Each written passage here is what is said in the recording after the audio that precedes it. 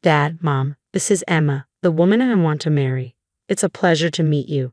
I'm eager to get to know you all better. As I introduced Emma, I could feel my nerves getting the best of me. I'm not naturally expressive, and when I'm anxious, my words seem to escape me even more.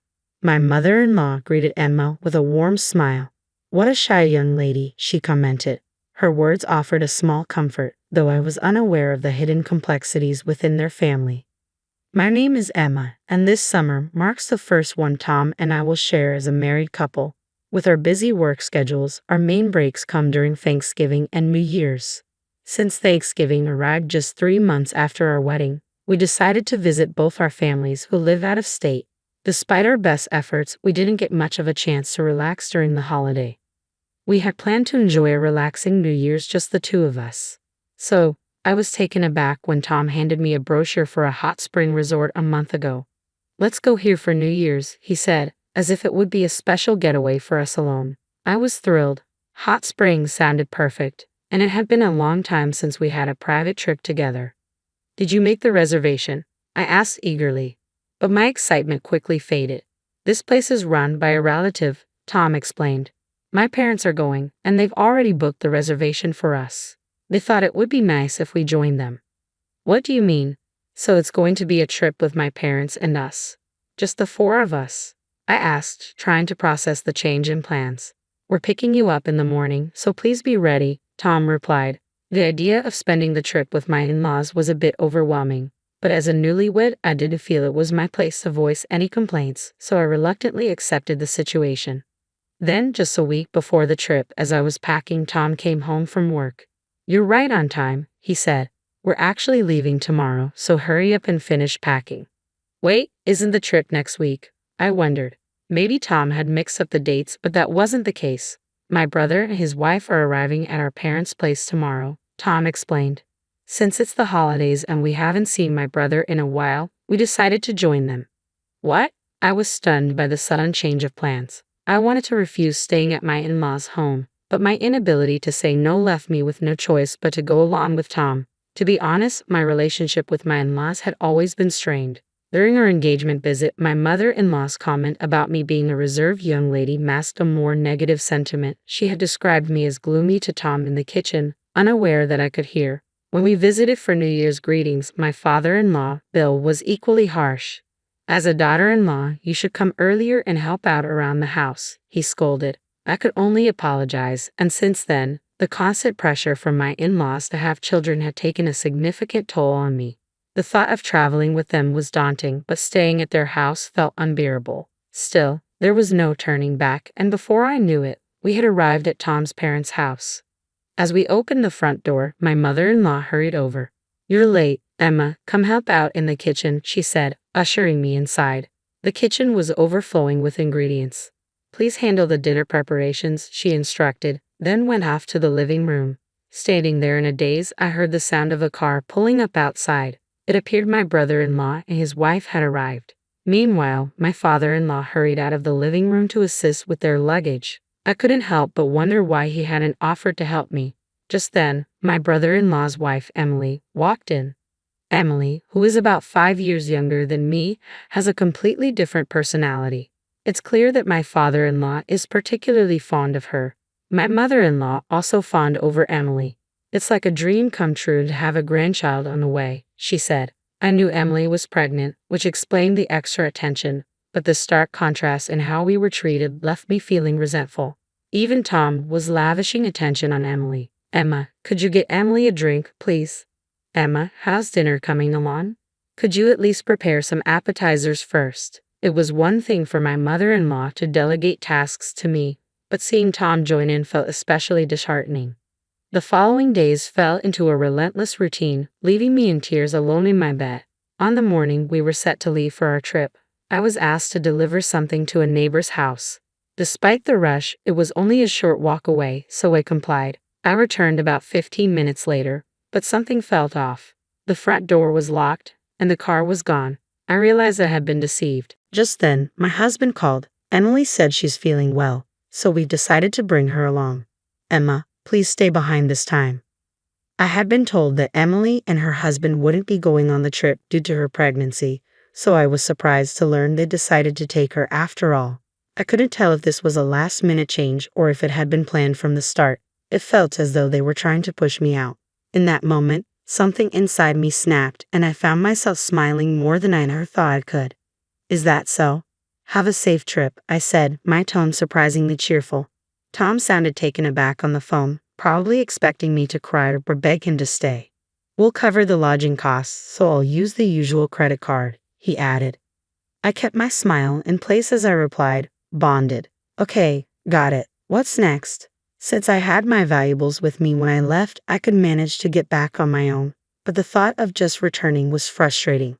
While I stood at the front door, trying to figure out my next move, I heard a voice call out from behind me. Aren't you the wife from this house? It was Lily from the neighborhood, known for her chatty nature. She had struck up a conversation with me on my first day here while I was working in the yard, and I had listened to her monologue for quite a while. At that moment, I felt a surge of emotion and tearfully explained to Lily how I'd been left behind for the trip and had been working non-stop since arriving. I never expected to be left behind for the trip, and I didn't think I'd end up working so much without any help, I said, trying to sound as genuine as possible. Lily listened with heartfelt concern. That sounds really tough. I can't understand what they find so off-putting about you. I poured out everything that had happened, feeling the weight of my emotions.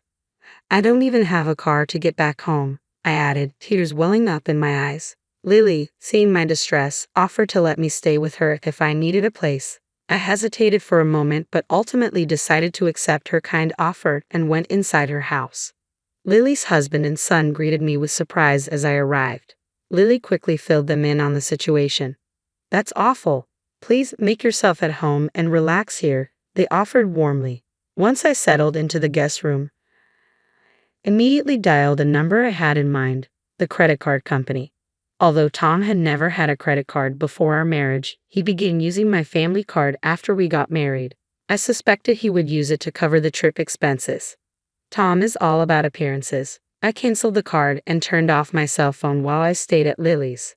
They took excellent care of me, insisting that I relax and not lift a finger.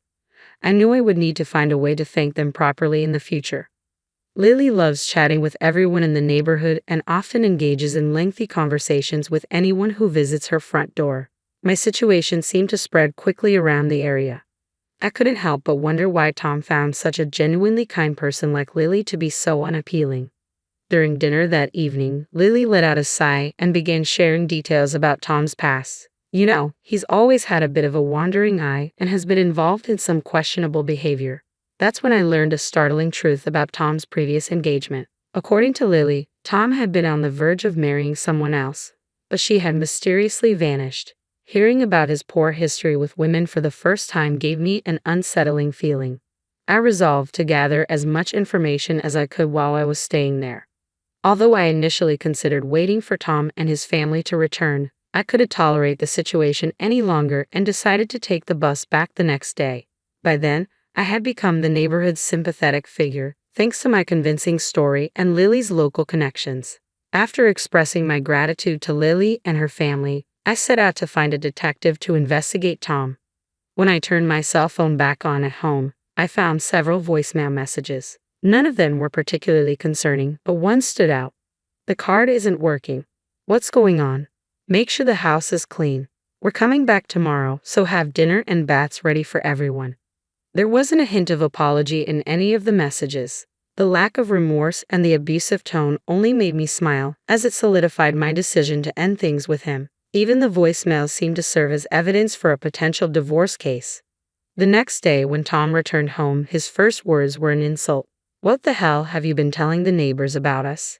Don't mess around. I had no intention of engaging seriously with Tom, so I decided to act clueless. What are you talking about? People in the neighborhood have been telling me how pitiful the wife is and how awful the family is. I haven't said anything though. Feigning ignorance, I let Tom retreat to his room where he isolated himself. For the next few days, we didn't exchange a word. Then, out of the blue, I received a call from my mother-in-law. Emma, you need to come here to apologize. What are you talking about? I replied, genuinely puzzled.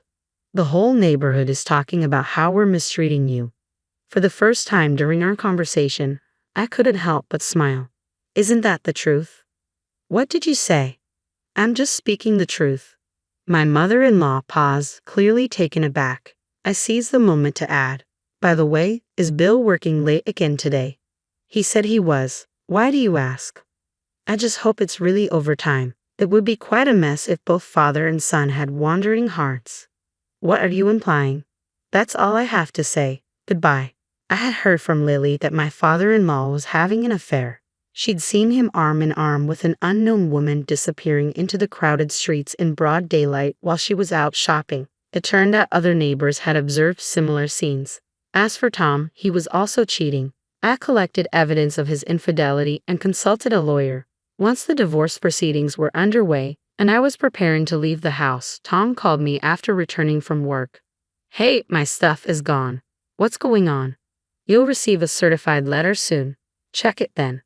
I can't believe I married someone like you. It seemed Tom was finally catching on. Emma, you must be misunderstanding something.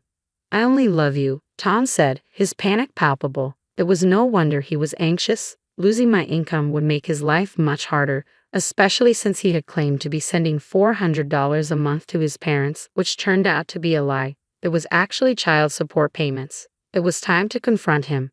What's this about loving me? You've been lying to me. How did you end up cheating with another woman too? How could you betray me like this? It's not like that, Emma, Tom protested, using the classic cheater's excuse.